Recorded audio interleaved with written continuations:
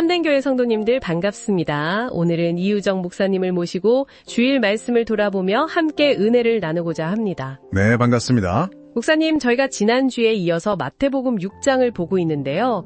서기관과 바리새인보다 더 나은 의에 대해 이야기 나누고 있잖아요. 네, 그렇죠. 오늘은 그 중에서도 금식에 대한 부분입니다. 예수님께서는 이 금식에 대해서 어떤 점을 가장 중요하게 보셨을까요? 네, 그 마태복음 6장을 쭉 보면 예수님은 우리가 어떤 행동을 하느냐 안 하느냐 이 자체보다도 훨씬 더 그 왜 어떤 마음으로 하느냐 이 동기에 주목하시는 걸 볼 수 있어요. 아, 동기요? 네, 금식도 마찬가지입니다. 그 당시 사람들에게 좀 경건하게 보이려고 일부러 막 슬픈 표정 짓고 네네. 또 막 초라한 행색을 하고 그런 외식하는 금식을 아주 강하게 비판하셨죠. 외식하는 금식. 그러니까 겉으로 보여주기 위한 금식이군요. 맞아요.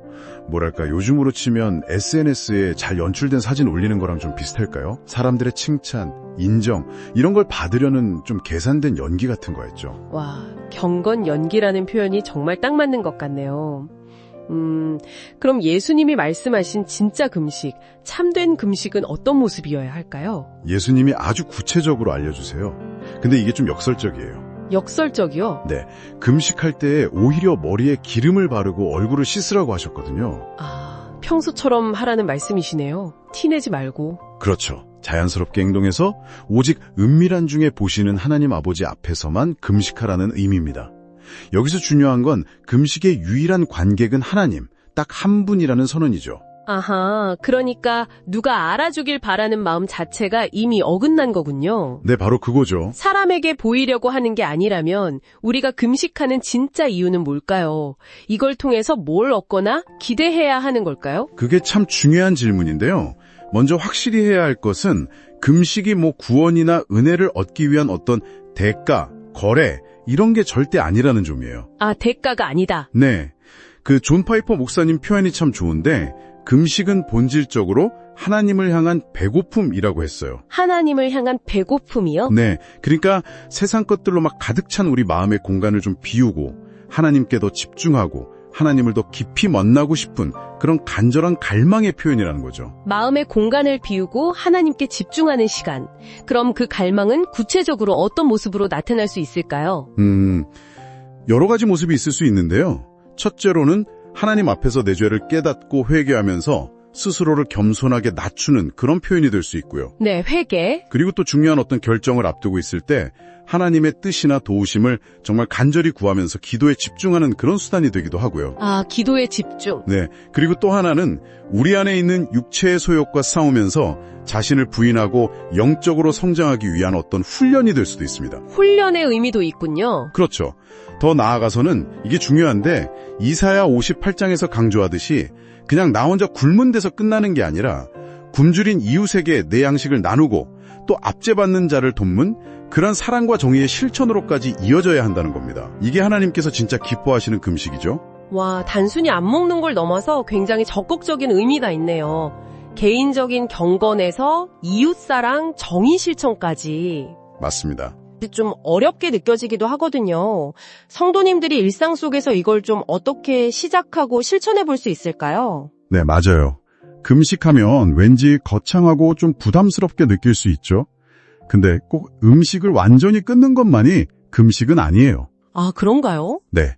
예를 들어서 건강 상태에 따라서 하루 한 끼 정도를 거르거나 아니면 커피나 단 음식처럼 특정 음식을 좀 절제하는 그런 부분 금식도 충분히 가능하고요. 아, 부분 금식? 네. 그리고 요즘 시대에는 스마트폰이나 미디어 사용을 좀 의도적으로 줄이는 미디어 금식 같은 것도 있고요. 오, 미디어 금식이요? 네. 또 불필요한 소비를 줄이는 소비 금식 이런 것도 좋은 방법이 될 수 있습니다. 중요한 건 어떤 형식이냐가 아니라 하나님께 더 가까이 나아가려는 그 마음의 중심이에요. 결국 형식이 아니라 마음이군요. 그렇죠.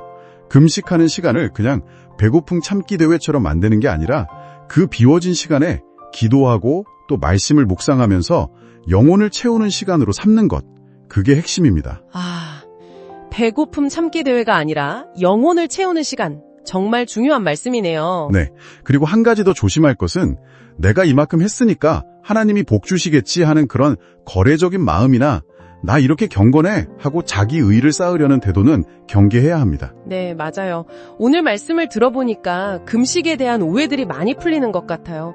결국 금식을 포함해서 우리의 모든 신앙 행위가 남들 보라고 하는 연기가 아니라 하나님 앞에서 드리는 진실한 마음의 표현이어야 한다. 이게 핵심이네요. 정확합니다.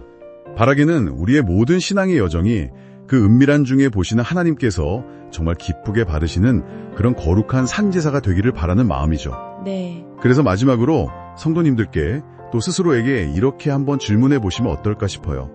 이번 한 주 나의 삶에서 하나님과의 관계를 위해서 내가 잠시 멈추거나 좀 절제할 수 있는 영역은 무엇일까? 꼭 음색이 아니더라도요? 네, 그럼요. 음식이 아니더라도 하나님께 내가 좀 더 집중하기 위해서 잠시 내려놓을 수 있는 것을 한번 찾아보는 거죠. 그렇게 작은 금식부터 실천해보는 것도 참 좋겠습니다. 네, 오늘 귀한 말씀 정말 감사합니다. 성도님들도 각자의 자리에서 하나님을 향한 작은 금식을 실천하며 더 깊은 은혜를 누리시길 바랍니다.